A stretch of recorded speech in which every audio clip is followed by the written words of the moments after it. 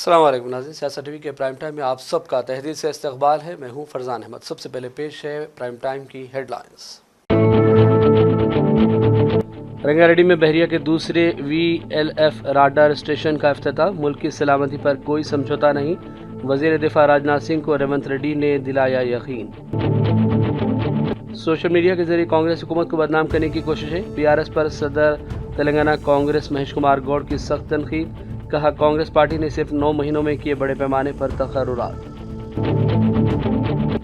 कांग्रेस ने हर साल 2 लाख मुलाजिमतें देने का झूठा वादा करते हुए तेलंगाना की आवाम को दिया धोखा। साबिका रियासती वजीर हरीश राव ने लगाया इल्जाम। तेलंगाना हाईकोर्ट ने रियासत में ग्रुप 1 के इम्तिहानात के लिए ग्रीन सिग्नल दे दिया। ग्रुप 1 मेन के नोटिफिकेशन को चैलेंज करने वाली तमाम दरखास्तें खारिज। इलेक्शन कमीशन ऑफ इंडिया ने महाराष्ट्र और झारखंड के असेंबली इलेक्शन की तारीख का किया ऐलान। महाराष्ट्र में वोटिंग 20 नवंबर को होगी, 23 नवंबर को होगी वोटों की गिनती। झारखंड में 13 और 20 नवंबर को होगी वोटिंग, 23 नवंबर को जारी किए जाएंगे नतीजे। इंतखाबात से कबल मुफ्त मुराद के खिलाफ अदालत उज़्मा में अर्जी। सुप्रीम कोर्ट ने मरकज़ और इलेक्शन कमीशन से किया जवाब तलब। और इसराइल के बदतरीन हमलों और फ़लस्तीनियों की नस्लकुशी का सिलसिला जारी। गाज़ा में 10 दिनों के अंदर 342 से ज़ायद फ़लस्तीनियों को शहीद कर दिया गया। हेडलाइंस आपने देखी और पेश खबरों की तफसीलात। शुरुआत करेंगे बड़ी खबरों से। सियासी और नज़रियाती तौर पर हमारे इख्तलाफात हो सकते हैं, लेकिन जब मुल्क की सलामती की बात आए तो हम आपके साथ हैं। चीफ मिनिस्टर रेवंत रेड्डी ने विकाराबाद में बहरिया के दूसरे VLF राडार स्टेशन के इफ्तिताह के मौके पर यह बयान दिया। इस तकरीब में मेहमान खुसूसी के तौर पर मरकजी वज़ीर दिफा राजनाथ सिंह ने शिरकत की और रेवंत रेड्डी के बयान की उन्होंने सताइश भी की। राजनाथ सिंह जी, रक्षा मंत्री महोदय, ये इलाका, ये विकाराबाद जिला, मैं यहाँ से MLA हूँ। मेरे साथ साथ मेरा लोग असेंबली का स्पीकर भी यहीं क्षेत्र से MLA बना हुआ है। जब देश रक्षा के लिए हम लोग सब मिलकर जोड़कर काम करना है, इसमें कोई गलत राजनीति के लिए कोई कोशिश करना ही नहीं। कोई किसी ने कोशिश की है तो भी उन लोगों को भगवान ने, क्योंकि यहीं पर शिवजी मंदिर है, 400 साल पुराना शिवजी मंदिर है, रामलिंगेश्वर स्वामी, उन लोगों को ज्ञान भगवान ने देने के लिए मैं प्रार्थना कर रहा हूं शिवजी से। क्योंकि इस देश में खासकर Hyderabad is the place for defence, ordnance, nuclear fuel complex, other security के लिए सब सारे एस्टैब्लिशमेंट्स हमारा राज्य में, खासकर हैदराबाद क्षेत्र में बहुत सारे हैं। Hyderabad and Telangana is the strategical location for the country. तो देश रक्षा के लिए हम लोग राजनीति से आगे सोचना है, साथ में मिलकर काम करना है। राजनीति और कहीं कर सकते हैं, चुनाव में कर सकता है, और कहीं कुछ कर सकता है, डिफर हो सकता है, आइडियोलॉजी में हम बहस कर सकते हैं, मगर ऐसे देश रक्षा के लिए जब बात आए सब लोग हम इकट्ठा होकर काम करना है। इसीलिए मैं दूसरे पार्टी के अगर मुख्यमंत्री भी हो, आप और किसी पार्टी के रक्षा मंत्री हो, मगर आप और मैं मिले तो ये देश को रक्षा कर सकते हैं। हम सब मिलके ये कार्रवाई आगे लेकर जाना है। तो यहाँ पर कुछ दिनों से कुछ लोग ऐसे ही पॉलिटिकल स्टेटमेंट देते जा रहा है, तो उन लोगों को मैं एक ही बात कहना चाहता हूँ, ये सुरक्षा है, ये बायोडाइवर्सिटी पूरा, इकोलॉजी पूरा मेंटेन करने के लिए सब कुछ तैयार किए। यहाँ पर लाखों झाड़ू निकालने वाले ऐसा कुछ बात कह रहे हैं कि वैसा कोई बात नहीं है, मगर झूठ बोलने में वो लोग माहिर हो गए। 10 साल झूठ बोल के तेलंगाना को लूटने के लिए कोशिश किया, अभी लोग जानकारी किए। आप बेफिक्र रहो रक्षा मंत्री जी, हम लोग हैं, हम खड़ा करके इसको आगे काम लेकर जाएंगे। जब भी जरूरत है हम लोग हैं, हमारी सरकार तैयार है ये नावल स्टेशन के लिए। और आपको बताते चले कि इससे कबल राजनाथ सिंह ने विकाराबाद में बहरिया के दूसरे VLF राडार स्टेशन का इफ्तिताह रस्मी तौर पर अंजाम दिया। उन्होंने कहा कि मुल्क की सलामती के मामलात हसास होते हैं और इस मामले में मोदी हुकूमत कोई समझौता नहीं करती। उन्होंने अपने खिताब में दिफा और इससे जुड़े मौज़ूआत पर इजहार ख्याल किया। एक और बात का यहाँ पर आप सबके बीच जिक्र करना चाहूँगा। मेरे संज्ञान में, मेरी जानकारी में यह लाया गया है कि इस प्रोजेक्ट को लेकर यहाँ आसपास के कुछ लोगों के मन में कुछ शंकाएं पैदा करने की कुछ लोगों ने कोशिश की है। उनके मन में कुछ भ्रांतियां, कुछ कन्फ्यूजन थी तथा इस प्रोजेक्ट के पर्यावरण को लेकर के ऊपर पड़ने वाले प्रभाव को लेकर भी कुछ गलतफहमियां पैदा हुई थी। मैं इस मंच से इन सभी लोगों को आश्वासन देना चाहता हूं कि सरकार खुद पर्यावरण सुरक्षा को लेकर अत्यंत गंभीर है। जहां तक इस प्रोजेक्ट की बात है तो चाहे इसके निर्माण की बात हो या फिर इस प्रोजेक्ट के निर्माण के बाद इसके एग्जीक्यूशन की बात हो, हर क्षेत्र में इन्वायरमेंटल कंडीशंस का पूरा ध्यान रखा गया है। इसकी जानकारी आपको हमारे navy chief admiral DK. Tripathi ने दी है। हमने इस बात का भी ध्यान रखा है कि इस वेरी लो फ्रिक्वेंसी स्टेशन के निर्माण के समय अगर जरूरत हुई तो प्रभावित नागरिकों के पुनर्वास की व्यवस्था भी इंश्योर की जाएगी, लेकिन मैं समझता हूं शायद आवश्यकता इसे न महसूस हो। सस्टेनेबल डेवलपमेंट, सतत विकास, ये हमारी सरकार की सबसे प्रमुख प्राथमिकताओं में से यह एक है और यह बात मैं पूरी जिम्मेदारी से कह रहा हूं। साथियों, आप देखिए कि पिछले 35 वर्षों से INS कट्टाबोमन में जो हमारा कम्युनिकेशन स्टेशन इस समय कार्यरत है, उसने भी वहाँ लोकल इकोसिस्टम पर किसी प्रकार का नेगेटिव इम्पैक्ट नहीं होने दिया है। वहाँ की बायोडाइवर्सिटी और वाइल्ड लाइफ दोनों ही आज सुरक्षित हैं, कोई भी जाकर उसे देख सकता है। न सिर्फ सुरक्षित हैं बल्कि वह फल फूल भी रही हैं। हम इस VLF स्टेशन में और भी नई टेक्नोलॉजी के साथ यह सुनिश्चित कर रहे हैं कि पर्यावरण पर किसी भी प्रकार का एडवर्स इम्पैक्ट न पड़े और आसपास के लोकल पॉपुलेशन के साथ मिलकर इस स्टेशन के डेवलपमेंट और उसके क्रियान्वयन के दिशा में।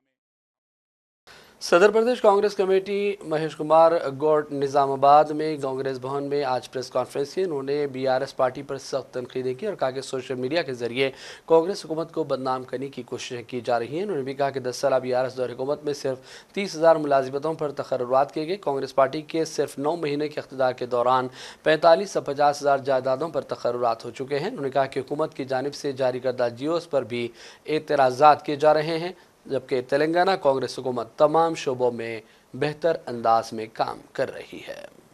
రుణమాఫీ విషయంలో ప్రజల్ని డైవర్ట్ చేస్తూ లేని ఉన్నట్టుగా ఉన్నది లేనట్టుగా మాట్లాడుతూ ఉంటారు. నేను చాలా సందర్భంలో హరీష్ రావు గారికి సవాల్ ఇస్తున్నాను. మీరు ఆర్థిక మంత్రిగా చేశారు, ఇరిగేషన్ శాఖ మంత్రిగా చేశారు. మీరు 10 ఏళ్లలో ఇచ్చిన రైతు రుణమాఫీ రుసుమెంత, మేము 9 నెలల్లో ఇచ్చిన రుసుమెంత ఒక్కసారి బేరీజ్ వేసుకుంటే ఈ ప్రభుత్వానికి చిత్తశుద్ధ, మా ప్రభుత్వానికి రైతుల పట్ల చిత్తశుద్ధ అర్థమవుతుంది. ఉద్యోగాల గురించి మేము ఇచ్చిన నోటిఫికేషన్లను ఇంకేదో చెప్తా ఉన్నాం. ఇవాళ 7.5 లక్షల కోట్ల అప్పులో కూర్చోబెట్టి తెలంగాణ రాష్ట్రానికి మా చేతికి ఇచ్చిపోయారు. నెలకి 12,000 కోట్ల చొప్పున ఇన్స్టాల్మెంట్లు వడ్డీ కడతా ఉన్నాం. ఇంత ఆర్థికంగా ముఖ్యమైనటువంటి స్థానం నుండి కూడా మేము ఇచ్చినటువంటి ఏ ఒక్క వాగ్దానాన్ని కానీ డివేట్ అవ్వట్లేదు. అన్ని కూడా పరిగణలోకి ఇచ్చే ప్రయత్నం చేస్తాం. ఆర్థిక నిర్బంధం ఉండి కూడా ఇవాళ ప్రజల్ని మభ్యపెడుతూ తప్పుదారి పట్టిస్తూ రకరకాల విధాలుగా మాట్లాడుతూ ఉన్నారు. ప్రజలు దీన్ని గ్రహించాల్సిందిగా కోరుతున్నాను. విచ్చలు విడిగా సోషల్ మీడియాని సోషల్ సెన్స్ లేకుండా వాడుతూ ఉన్నారు. అన్ని అబద్ధాలు సోషల్ మీడియా ద్వారా ప్రచారం చేస్తూ ఉన్నారు. ఇక్కడ ఉంటే క్రైమ్ అఫెన్స్ అట్రాక్ట్ అవుతుంది కాబట్టి దుబాయ్లో హ్యాండిల్స్ ఓపెన్ చేసి అక్కడ నుంచి ప్రచారం పెడతా ఉన్నారు. పచ్చి అబద్ధాలు సోషల్ మీడియా ద్వారా ప్రచారం చేసి ప్రజల మైండ్లో విషం నింపుతూ ఉన్నారు. ఇది ప్రజాస్వామ్యం మంచి పద్ధతి కాదు.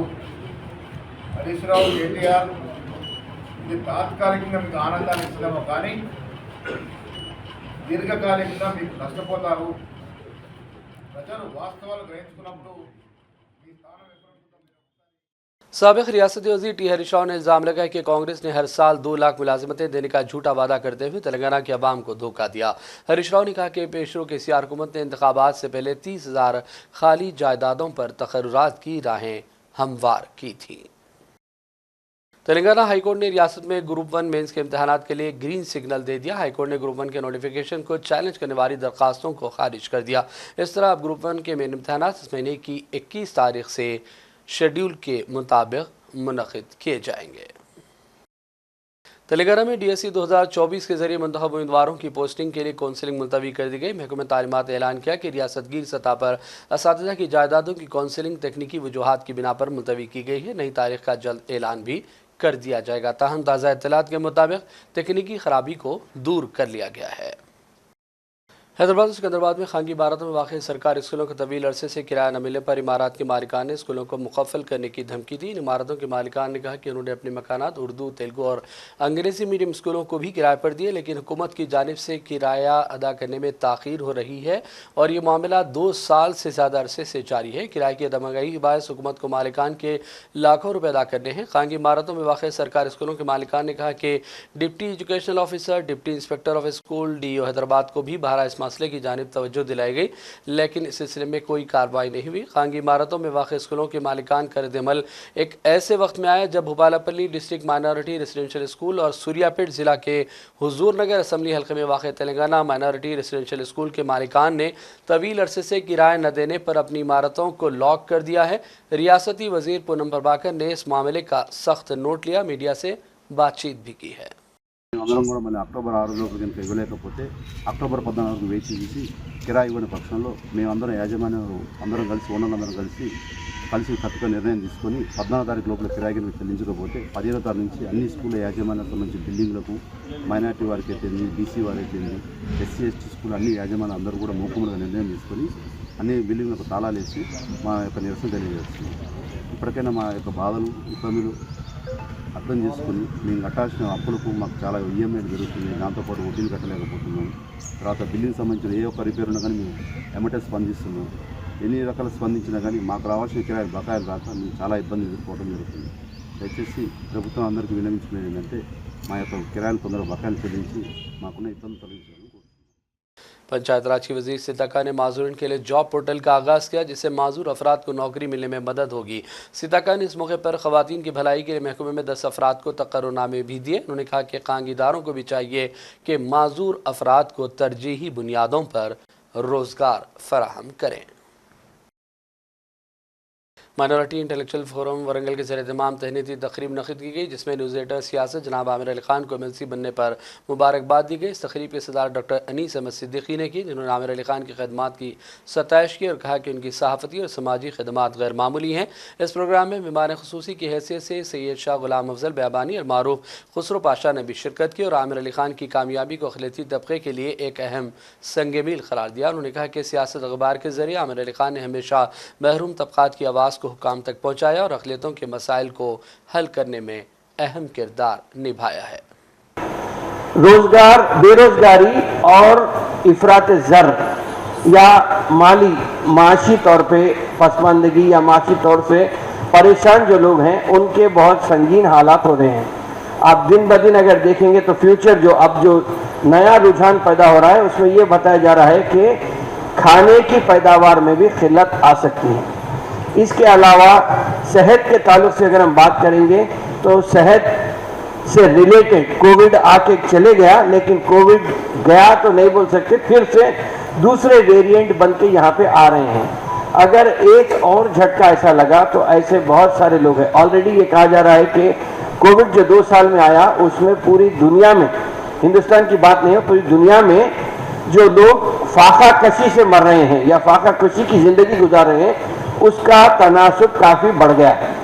तो ऐसे हालात में मैं जब ये ओहदा मुझे देने की बात आई तो मैं यही सोचा कि शायद अब ये 5 साल में माशी तौर पे तरक्की करने के लिए एक मौका मिल सकता है, जहाँ पे मैं समझता हूँ कि हर एक को अपनी जिम्मेदारी निभाते हुए इस चीज़ से आगे बढ़ने की कोशिश हो सकती है। रहा सवाल सहाफ़ती तजुर्बे के हिसाब से अगर मैं बात करूं तो मैं समझता हूं कि फिल वक़्त जो भी साजिशें हो रही हैं हमारे आजू बाजू अतराफ़ में, ख़ास तौर पे हिंदुस्तान के अक़लियतों के साथ, आप कहीं पर भी देखिए ये सिलसिला शुरू हुआ था फादर यहाँ पे मेरी बात की तस्दीक करेंगे, ये सिलसिला शुरू हुआ था उड़ीसा में ग्राहम स्टेन्स के मर्डर से। वहाँ से शुरू होते होते आके आज मॉब लिंचिंग पे रुका, लेकिन किस सिमत में जाएगा अभी किसी को इसका इल्म नहीं है। और फिरका परस्ती की हालत ये है कि हर कोई ये चाह रहा है कि हर हिंदुस्तानी एक दूसरे से लड़ते रहे, ताकि जब बंदर बांट का सिलसिला से रहेगा तो वो अपनी कुर्सी को मजबूती से थामने की कोशिश हो रही है। लेकिन मैं आपको ये बात, हमारे सेक्रेटरी साहब इसकी तफसीली आपको रिपोर्ट भी पेश करेंगे, आगे चल के किस तरह से उसको डेवलप किया गया है। और अभी तक तकरीबन 250-60 के दरमियान रिश्ते तय हो चुके हैं। सिर्फ ये तहरीक जो जनाब आपके वालिद मोहतरम जनाब जाहिद अली खान साहब ने शुरू की, और फिर आपके बाद जहीर भाई आते रहे, क्योंकि अगर मुझे आज जहीर भाई का तस्करा ना करूं तो ये उनकी रूह को तकलीफ का बायस बनेगी। जहीर अली खान साहब सिर्फ एक सहाफत से मुंसलिक नहीं थे, वो एक खामोश अंदाज में तहरीक चलाने वाले थे, खामोश अंदाज में काम करने वाले थे, एक इनकलाबी शख्सियत थे। और यकीनन उनका हमारे दरमियान से इस तरह उठ जाना हमारे लिए बहुत बड़ा एक सानिया है। हम तो बहुत दूर होते हैं, और आपकी फैमिली भी चूंकि उनसे इस हद तक जुड़ी हुई थी कि उनका इस तरह से हमारे दरमियान से चले जाना यकीनन न सिर्फ हमारे लिए बल्कि आपके खानदान के लिए और रोजाना सियासत के लिए भी ये एक बहुत बड़ा सानिया है। हमारे बीच जो आमिर अली खान साहब बैठे हैं, आज ये तीसरी पीढ़ी है जो कौम और मिल्लत की खिदमत कर रहे हैं। किसी किस्म से ये कांग्रेस पार्टी का जो बेहतरीन इंतखाब है, जो एमएलसी बनने के बाद, मिनिस्टर बनने के बाद जो लोगों को जो सहूलियत फराहम करते हैं, जो कौम और मिल्लत के लिए काम करते हैं, वो आज से 50 साल पहले ये वो घर काम करना शुरू किया है। जैसा कि आप लोग जानते हैं, आबिद अली खान आई हॉस्पिटल लीजिए, आप लोग जानते हैं दूबदू प्रोग्राम लीजिए, आप लोग जानते हैं मिल्लत फंड लीजिए, पुलिस ट्रेनिंग कैंप से लेकर मुसलमान बच्चों में इंग्लिश ट्रेनिंग से लेकर IPS IAS हत्ता के प्लेन चलाने यानी पायलट तक की ट्रेनिंग इदारे सियासत जो है मुसलमानों के लिए और दीगर लोगों के लिए भी जो है फराहम करते आया है। आज कांग्रेस पार्टी ने जनाब आमिर अली खान साहब को एमएलसी देकर काबिल शख्सियत के काबिल बेहतरीन होगा हवाले किया है। इन्होंने अपनी तजुर्बों के जरिए जनाब आमिर अली खान एमएलसी ने वरंगल दौरे के मौके पर आइडियल रेजिडेंशियल स्कूल हनमकुंडा में तवक़ुफ़ किया। सेटविन सेंटर का उन्होंने मुआयना किया और अक़लियतों से जुड़े इदारों की सरगर्मियों से वाकिफ़ियत हासिल की। इस मौके पर मुख्तलिफ सरकर्दा सियासी और गैर सियासी शख्सियात ने भी एमएलसी बनने पर जनाब आमिर अली खान की शालपोशी और गुलपोशी की और उन्हें एमएलसी बनने पर मुबारकबाद दी गई। Deputy chief minister Telangana Mallubhatti Vikramarka ने गदर अवार्ड्स कमेटी को हिदायत दी कि वह अवार्ड्स का तरीक़ाकार जल्द तय करे। कमेटी के अरकान ने डिप्टी चीफ मिनिस्टर मल्लुपट्टी से मुलाकात की। इस मौके पर उन्होंने कहा कि हुकूमत अवार्ड्स तकरीब शानदार तौर पर मुनक़्क़िद करना चाहती है और गदर के गीतों ने तेलंगाना तहरीक में नुमायाँ और अहम रोल अदा किया है। चीफ सेक्रेटरी तेलंगाना शांति कुमारी ने सीनियर अहदेदारों के साथ एक मीटिंग में शिरकत की और रियासत में Telangana state disaster response force की तश्कील की तजावीज़ पर तबादला ख्याल किया। ख्याल है कि रियासत में हालिया सैलाब और उससे जुड़े वाक़यात के बाद चीफ मिनिस्टर ने Telangana state disaster response force की तश्कील की हिदायत दी ताकि फायर डिपार्टमेंट की दस्ती में तेलंगाना स्पेशल पुलिस बटालियन की 10 कंपनियाँ इस्तेमाल की जाएँ। तकरीबन 2000 अफराद की फोर्स तैयार करने का फैसला हुआ। मतलूबा बजट भी मंजूर किए जाने की इत्तला है। इस मुनासिबत से आज मीटिंग हुई जिसमें DGP Jitendra, special chief secretary disaster management Arvind Kumar और दीगर कई अफसरान ने शिरकत की।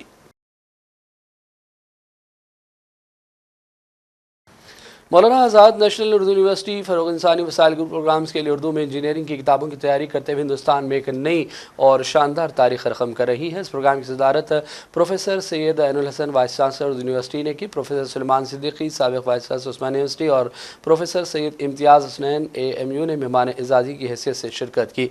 प्रोफेसर खालिद मुबश्शिर ज़फ़र, डायरेक्टर निज़ामत तर्जुमा मुतालियात लुग़त नवीसी और इशाअत ने तमाम मेहमानों का इस मौके पर यूनिवर्सिटी में इस्तकबाल किया और खुतबे इस्तकबालिया में उर्दू को इल्मी ज़बान बनाने हुकूमत हिंद के इक़दाम का खैर मक़दम किया और कहा कि तालीमी दुनिया में उर्दू के लिए एक नई पहल है और मानू का शोबा उर्दू गैर मामूली खिदमात अंजाम दे रहा है। You will add something you will remember for years together. And then generation will come and have so many things. It's not just, the last word. You can't say that, okay, whatever I have written, whatever I have spoken, that becomes the last word. There is nothing like last word. But हमारी मजबूरी क्या है? थोड़ा सा देखना पड़ेगा उसमें, एक बारीक सी लाइन है. कभी भी एब्स्ट्रैक्ट राइटिंग अपील नहीं करती, एब्स्ट्रैक्ट शायरी भी अपील नहीं करती. Direct when you are writing ghazal ना, गजल महबूब को डायरेक्ट करो. तुम्हारे लबो रोसा, तुम्हारी जुल्फी. बीआरएस के वर्किंग प्रेसिडेंट केटीआर के खिलाफ गन पार्क में प्रोफेसर साईं बाबा को आखिरी खिराज पेश करने के वक्त बाज हामियों ने केटीआर और वापस जाओ के नारे भी लगाए. केटीआर से सवाल किया गया कि बीआरएस ने इस वक्त क्या किया जब साईं बाबा 10 साल जेल में बंद थे. केटीआर इस नाराबाजी के दौरान मुकाम से रवाना भी हो गए. साउथ सेंट्रल रेलवे के अहदेदारों की मीटिंग में ट्रेनों की हिफाजत के साथ आमदोरफ्त के इंतजाम और इकदाम का जायजा लिया गया. General manager south central railway Arun Kumar Jain ने अहदेदारों को हिदायत दी कि वो वक्फे से हालात का जायजा लें और अफराद अमला को दरकार हिदायत दी जाए. जनरल मैनेजर ने मीटिंग में मुसाफिरीन की शिकायत का जायजा लिया. रेल मदद सिस्टम के तहत मुसाफिरीन की शिकायत को दूर किया जाता है.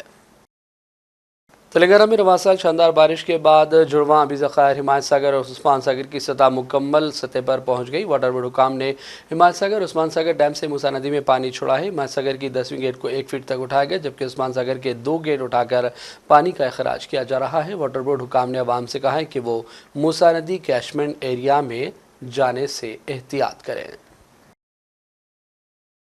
शहर हैदराबाद के मुख्तलिफ मुकामात पर बाइक एक्सीडेंट के वाक़यात बढ़ते जा रहे हैं. राजेंद्र नगर डायरी फार्म इलाके में एयरपोर्ट एक्सप्रेसवे के नीचे नौजवान बाइक पर करतब दिखाते देखा गया. इस तरह के वाक़यात से गाड़ी चलाने वाले और दीगर राहगीरों दोनों ही को नुकसान पहुँचने और जान का ख़तरा लगा रहता है. पुलिस से आम लोगों ने इस बात का मुतालबा किया है कि इस सिलसिले में मुलविस अफराद और नौजवानों के खिलाफ सख्त कार्रवाई की जाए. बाज़ अफराद ने सोशल मीडिया पर वीडियो वायरल करते हुए लिखा कि इस इलाके में रोज़ाना नौजवान रातों में बाइक स्टंट कर रहे हैं.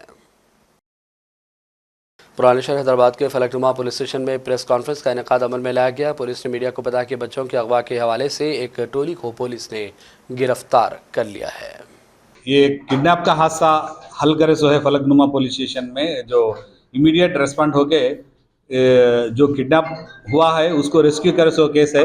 ये केस में फलकनुमा पुलिस स्टेशन के जिम्मेदार के आदिरेड्डी और उनकी टीम टाइमली रेस्पॉन्स होने से एक किडनैप जो हुआ उसको एक विक्टिम को रेस्क्यू करा हुआ है. केस फैक्ट ऐसे है कि 13 तारीख के मिडनाइट या 13 या 14 मिडनाइट में 23:45 आवर्स टाइम पे यानी कि 11:15 के टाइम पे एक अफरीन बेगम लड़की पुलिस स्टेशन को आके इन्फॉर्मेशन देती है कि उसके हस्बैंड अली मोहम्मद अली को Mohammad Hamid and others kidnap करके लेकर गए. और जो ले जाने की वजह यह है कि उनके दोस्त जुबैर, अली के दोस्त जुबैर ने इनसे कर्जा उधार लिए सोए 30,000 और वॉशिंग मशीन और फ्रिज लेने के लिए. और जो वो अगर वो पैसे ना रिटर्न करने की वजह से इनको किडनैप किया गया, क्योंकि अली उनका घर जानते हो, कर्नाटक में इनका ससुराल है, उसका एड्रेस जानते हैं. उधर ले जाने के और घर बताने के धमकी देते हुए उधर लेकर गए. अगर एड्रेस नहीं बताए वहाँ अगर जुबैर नहीं मिला तो आपको हस्बैंड आपके शोहर को जानलेवा खतरा भी रह सकता बोल के डरा है. तो इस सिलसिले में इमीडिएट उन्होंने पुलिस स्टेशन को अप्रोच हुए कंप्लेंट करने पे. उस दिन हालांकि उस दुर्गा माता का इमर्शन भी था, तो उतने बिजी रहने पर भी Falaknuma inspector and his team timely respond हो गए टेक्नोलॉजी यूज़ करके. जो ये पता चला कि वो लोग कर्नाटका गुलबर्गा में है. तो और वहीं नाज़रीन रुख करेंगे चंद अहम कौमी और आलमी खबरों की जानिब. इलेक्शन कमीशन ऑफ इंडिया ने महाराष्ट्र और झारखंड के असेंबली इलेक्शन की तारीख का ऐलान कर दिया. प्रेस कॉन्फ्रेंस में chief election commissioner Rajiv Kumar ने कहा कि महाराष्ट्र में वोटिंग 20 नवंबर को होगी जबकि गिनती 23 नवंबर को होगी और इंतखाबात एक ही मरहले में तमाम 288 असेंबली नशिस्तों के लिए मुनक़िद किए जाएंगे. जबकि झारखंड में 2 मरहलों में 13 और 20 नवंबर को वोटिंग होगी और नतीजे का ऐलान 23 नवंबर को कर दिया जाएगा. For Maharashtra, this will be in single phase. The notifications, date of notifications are in front of you. 22nd October would be date of notification. Last date of making nomination would be 29th October. Scrutiny on 30th October. And last date for withdrawal 4th, and date of poll in Maharashtra would be 20th 11. Counting would be on 23rd 11 24, and you will notice that date of poll is Wednesday. This is deliberately, which lot of scheduling, whatever goes into scheduling, we have tried that it is midday, so that issue of urban apathy is handled. Jharkhand एक बहुत ही समृद्ध state है, बहुत ही उसकी विरासत है, और वहाँ पर हम फिर से अपील करेंगे कि सब वोटर्स अधिक से अधिक मात्रा में वोट दें. Schedule would be like this. Jharkhand would be in 2 phases. The date of poll, first phase would be on, date of poll would be on 13th November, and the second phase would be along with Maharashtra on 20th November. So the date of issue of notification for Jharkhand phase 1 would be 18th, and for phase 2 would be 22nd along with Maharashtra. Nominations for phase 1 would be till 25th of October, and for phase 2, 29th. This slide we will share with everyone. And date of poll would be 13th November and 20th November, both Wednesdays. And date of counting would be 23rd 11, that is Saturday. With this, we end our presentation with the request that through you, that all the voters of Jharkhand and Maharashtra कृपया बाहर आइए, कृपया vote करिए. लोकतंत्र के उत्सव में आपकी भागीदारी कि हम बहुत ही रिक्वेस्ट करते हैं, अपील करते हैं आपसे. Thank you very much. Maharashtra और झारखंड में असेंबली इलेक्शन की तारीख ऐलान के मौके पर वर्सेस इक़्तिदार पार्टी के जरिए अवाम के लिए कई दिलचस्प स्कीमों और मुरावत का ऐलान किया गया, जिसमें ख़वातीन को हर महीने 2000 रुपये तक की नकद रकम, टोल टैक्स में छूट शामिल है. इन फैसलों को चैलेंज करते हुए सुप्रीम कोर्ट में एक अर्जी दाखिल की गई, जिस पर समाअत के दौरान अदालत ने हुकूमत और इलेक्शन कमीशन को नोटिस जारी कर दिया. अदालत से मुतालबा किया गया कि इलेक्शन से ऐन कबल मुफ्त वाली स्कीमों के ऐलान को रिश्वत करार दिया जाना चाहिए, क्योंकि ये वोटर को एक तरह से रिश्वत देना ही है. सुप्रीम कोर्ट ने इस दरख्वास्त पर मरकज़ और इलेक्शन कमीशन से जवाब तलब किया. अर्जी गुजार ने मुतालबा किया कि इलेक्शन से पहले मुफ्त के मंसूबों के ऐलान पर रोक लगाना चाहिए. ऐसी रोक सिर्फ हुकूमत नहीं बल्कि सियासी पार्टियों पर भी लगना चाहिए. दरअसल महाराष्ट्र से लेकर झारखंड तक ऐसे कई मंसूबों का ऐलान हुआ, जिससे साफ जाहिर हुआ कि वोटरों को अपनी जानिब रागिब करने की कोशिश जारी है. महाराष्ट्र हुकूमत ने मुंबई में दाखिल होने पर लगने वाले टोल टैक्स को माफ़ किया, और इससे कबल हरियाणा में भी इलेक्शन से ऐन कबल हुकूमत ने ऐसे कई फैसले किए थे. इन सब को देकर सुप्रीम कोर्ट में अर्जी दाखिल की गई है. वज़ीर ख़ारजा हिंद एस जयशंकर शंघाई ताउन तंजीम के सरबराह इजलास में शिरकत के लिए इस्लामाबाद पहुँच गए. ये कॉन्फ्रेंस आज और कल इस्लामाबाद में होगी, जिसमें SCO के रुकन ममालिक के अहम लीडरान शिरकत कर रहे हैं. कॉन्फ्रेंस का मकसद रुकन ममालिक के दरमियान माशी, सिक्योरिटी और सिफारती ताउन को फ़रोग़ देना बताया गया है. ताहम इस बात का इम्कान नहीं है कि इस दौरे में जयशंकर हिंद पाक ताल्लुक़ात पर बातचीत करेंगे. ताहम वज़ीर-ए-आज़म शहबाज शरीफ की जानिब से एक सरकारी इशाइये का एहतमाम किया जा रहा है, जिसमें तमाम लीडरान शिरकत करेंगे.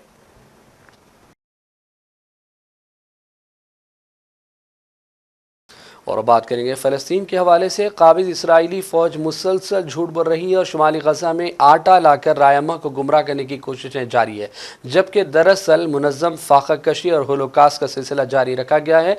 और सिर्फ 10 दिनों में फ़लस्तीन में 342 फ़लस्तीनी शहीद हुए, और ताज़ा हमलों में शुमाली गज़ा में 45 फ़लस्तीनी लुक़्मे अजल बन गए. काबिज़ और ज़ालिम इसराइली फ़ौज ने गज़ा और शुमाल की गवर्नरियों पर 170 दिनों से मुसलसल मुहासरा और बंदिश नाफिज कर दी है. इंसानी हमदर्दी के मराकिज़ को बंद किया गया है और होलोकास्ट जारी है. 342 से ज़ायद शहीद और सैकड़ों आम शहरियों, बच्चों और ख़वातीन को ज़ख्मी किया गया. ज़ालिम इसराइली फ़ौज घरों, रिहायशी महलों, सड़कों, इंफ्रास्ट्रक्चर को तबाह कर रही है. ताहाल इस जंग में 42,300 से ज़्यादा फ़लस्तीनी अब तक लुक़्मे अजल बन चुके हैं, जबकि करीब 1 लाख ज़ख्मी हैं. और अब आखिर में हेडलाइंस पर डालेंगे एक और नज़र.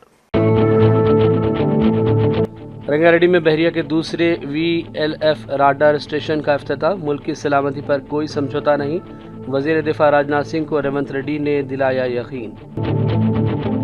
सोशल मीडिया के जरिए कांग्रेस हुकूमत को बदनाम करने की कोशिशें, बीआरएस पर सदर तेलंगाना कांग्रेस महेश कुमार गौड़ की सख्त तनकीद। कहा, कांग्रेस पार्टी ने सिर्फ 9 महीनों में किए बड़े पैमाने पर तकर्रुरात। कांग्रेस ने हर साल 2 लाख मुलाजिमतें देने का झूठा वादा करते हुए तेलंगाना की आवाम को दिया धोखा। साबिका रियासती वजीर हरीश राव ने लगाया इल्जाम। तेलंगाना हाईकोर्ट ने रियासत में ग्रुप 1 के इम्तिहानात के लिए ग्रीन सिग्नल दे दिया। ग्रुप 1 मेन के नोटिफिकेशन को चैलेंज करने वाली तमाम दरखास्तें खारिज। इलेक्शन कमीशन ऑफ इंडिया ने महाराष्ट्र और झारखंड के असेंबली इलेक्शन की तारीख का किया ऐलान। महाराष्ट्र में वोटिंग 20 नवंबर को होगी, 23 नवंबर को होगी वोटों की गिनती।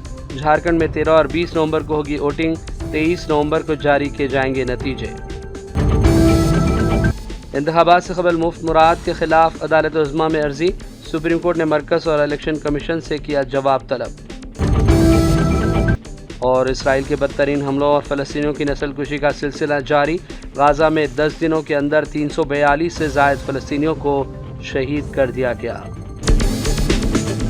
प्राइम टाइम का सिलसिला फ़िलहाल यही ख़त्म करते हैं। मोहम्मद फरजान अहमद को पूरी टीम के साथ इजाज़त दें। देखते रहिए सियासत टीवी। अल्लाह हाफ़िज़।